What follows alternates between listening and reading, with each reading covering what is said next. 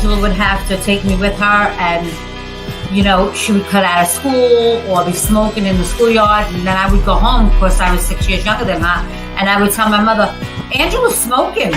And listen, not everybody's going to agree with my decision. I can give a fuck less. You're in that position, it's you who got to face it, then you do what you need to do. Little Changolini, he gets to the jail and steal cars from Maryland and take them to Delaware to a chop shop. The inside prison in Thailand, as well as what Victor Malarek, the reporter, did to get me out of there. And I sat down and thought about it for the longest time, okay? But once I made up my mind, it was about survival. I need to take care of my kids and take care of my family. And when a guy's not being loyal to you, how could you be loyal to him? Welcome to Chattin with Staxx. Welcome to this episode of Chattin with Staxx. I'm your host, Bill Staxx, and today we're going to talk about Mikey Scars versus Sammy the Bull. What's good with everybody out there? I appreciate everyone who takes the time to check out my show. Let's get down to business, shall we? There's a lot to cover here. I want to give a shout out to Mafia, American Made. You can subscribe to his channel. Go to the description of this video and you'll check out his channel. Make sure you guys go subscribe to that channel. And we're going to check out a video that he just put out about Sammy the Bull and our friend.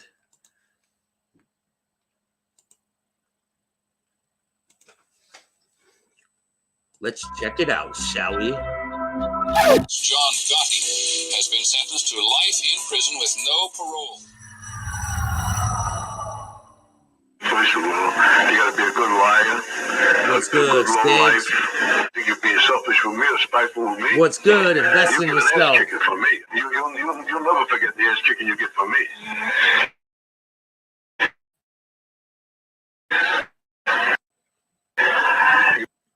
Understand? I got many friends right now. I got a million now. A million people who if they can come here to see me now, right, just to be able to be here to see me. Yeah, I put my foot to the ass, you hear me?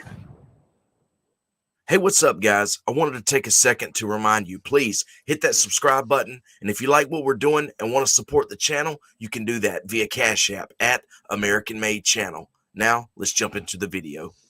Make sure you guys will go you subscribe. Respond to Mikey Scars about the Ravenite tapes? He's trying to make it seem like it's your fault. It is your fault, Sammy. Watch how angry Sammy gets because of Mikey Scars. Watch this. Well, I don't answer it. I don't answer it. I've been asked this a number of times. What I will say is that, a lot of guys, they want to goat me into talking to them, even if it's an argument, so that they can get views. It's a real cheap, scummy way to get views. If you can't get views, don't get. Okay, now, so let's just talk about that real quick. Sammy is talking about Mikey Scars is just doing this and saying these things just for views. Has nothing to do with Sammy being no good and being a no good rat. And that he cooperated and he will not take responsibility for himself. That's the problem with Sammy the Bull. What's up, Yankees for life? How are you, man? Rest in peace to Alan Kaiser, one of Sammy the Bull's victims, which was a child when he got killed. Let's get back to the video. Whatever. Sam, I don't know what to tell you. You did it, not me. So I'm unapologetic to you, Sammy. I have no axe to grind with you personally from that life, but I'm here just to not expose you as being a charlatan, a fraud. I'm just going to tell it the way it is and let people decide. And he says he has tapes. He don't have tapes. He has some tapes, but there's some tapes that were never released. So he doesn't know the story. He's talking through his ass. And he don't know the story. These weren't our words. These were Gandhi's words. These were Frank Lacasio's words, speaking in real time. that they book out life sentences for. They didn't know they were being recorded. So this is an interpretation of facts. This is clear cut.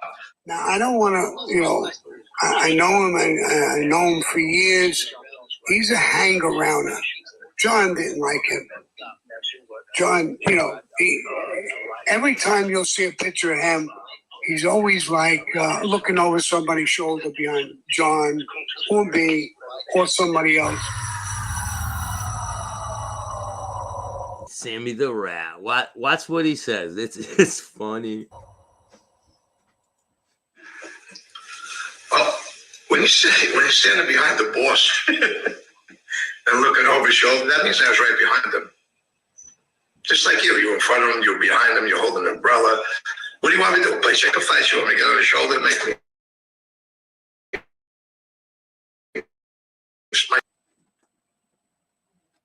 myself more important? That means you're in around because I took a picture of my boss. Which I told the camera guy, hold it up, wait up, hold it up, let me get next to John. Hold on, let me get next to him, shoulder to shoulder. Make sure Sammy don't say I'm a hang around guy. And when they were going to make him, they asked me. He was going to do a piece of work with me. It never happened, but... Well, I'll refresh Sam's memory. There was 2 incidents. I won't get into detail on one. There were many participants there that night. It was on that one night in Staten Island. I was told I was going to be on a hit. Never transpired. Is that the one you're talking about? Then there was Fred Weiss. Planned. We were at the house. I'll get into the Fred Weiss murder that we did not do. Did not transpire. But you were there. Some of your crew was there. I was there. Is that the one you're talking about? Which one is it? Both? Is that the one you're talking about? So, Sammy? yes, we did. I did participate with you and others in plotting to kill 2 different people in years apart, many years apart. So, is that it? We did have a murder together. You know, one thing that I think, right, is that Sammy the Bull seems to forget that he is no good. He's no good in that life. He's no good in this life. Like, I have changed my life, and he's still no good in this side. I don't give a shit. I would never deal with him. I don't care how much money he has or any of that. Never. He's not a quality person. There's a lot of them out there, and he's one of them. No good scoundrel rat.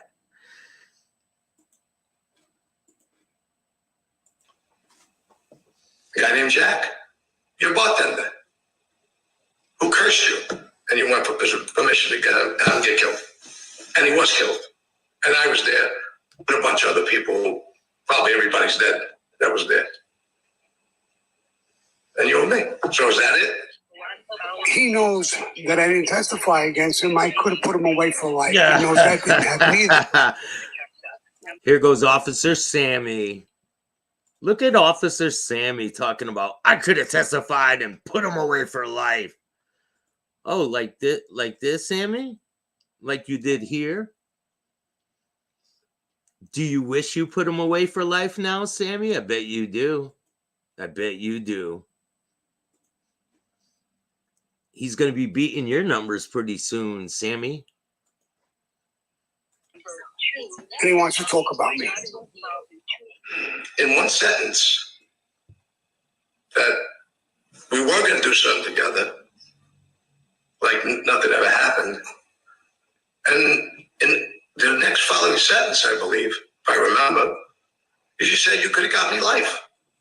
You could get life. You saved me by, you didn't testify against me, and you didn't give up information there, which I thank you for. So is it that I never did anything with you? Or did I do something with you as far as a murder? So how could you give me life and testify against me if I never committed a murder with you? So he can go on and suck John Gotti's dick all he'd like, if that gets him off. You take the term coming out of Gravano. Yeah, that. You know what? Gravano uses that term quite a bit. You know why he uses that term quite a bit? Because that's what he was doing in prison. In order to get those Aryan Brotherhood tattoos that Sammy has, he had to put in some serious work. And he did. Gravano's mouth, sucking. Sucking Gravano's. If that gets him off. Now you take the term coming out of Gravano's mouth, sucking dick. Pretty curious term for you. But talking about me, it shows you the character of the person.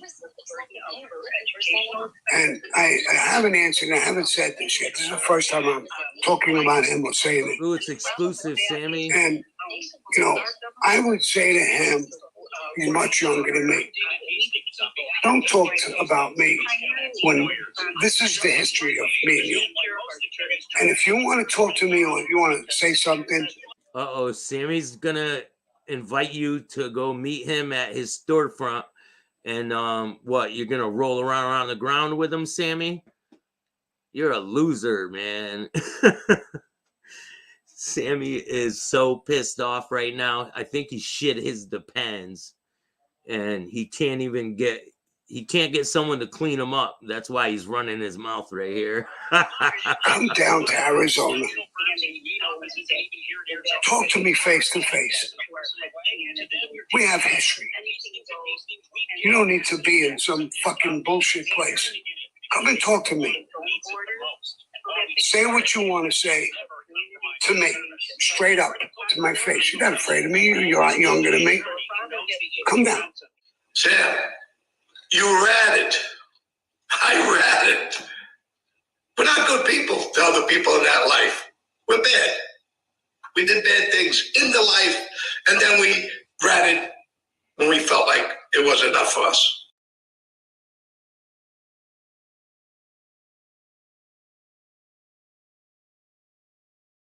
Mikey Scars definitely takes responsibility for what he did. Not saying what he did was right, but, you know, he sees the writing on the wall. Sammy doesn't. Sammy thinks he's still a gangster, still thinks he has the power that John Gotti did. And whatever the motivation. That's untrue. The bottom line is it's not true. You have no power, Sammy. You are powerless rat. Hairless rat, by the way. Whatever the reasons are, there is no reason and there is no excuses. They know. People know what you did. I need to tell them. I need to tell the world what you did. You admitted it. There's nothing here that's a secret. It's only been twisted by you. They know what you did, Sammy. But that's all I'll say about him and his bullshit shows and whatever he's doing and saying and whatever. And John wouldn't give him the right time of day. When John Jr. made him a captain, not John Gotti, Sr., John Jr., because he was up John Jr.'s ass.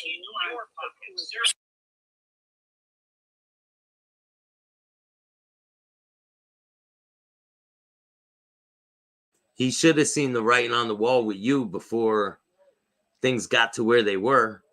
He should have took care of you a long time ago. But we'll see. Let's get back to it. So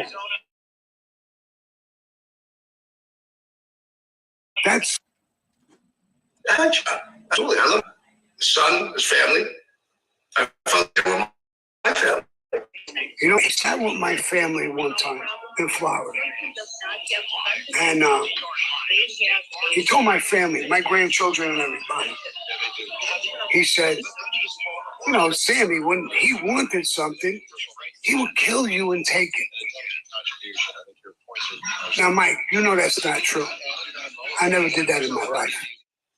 You testified to it. Everybody in New York, every street guy, every associate knows it. The only people you're going to convince is the people who don't know.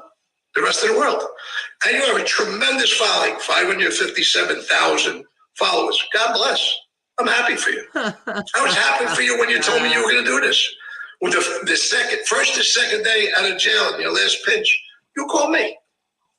Hey, what do you know, Sammy? What did you do? Sammy, you called Mikey Scars when you got out of prison after you got caught selling drugs with your kids. What's good?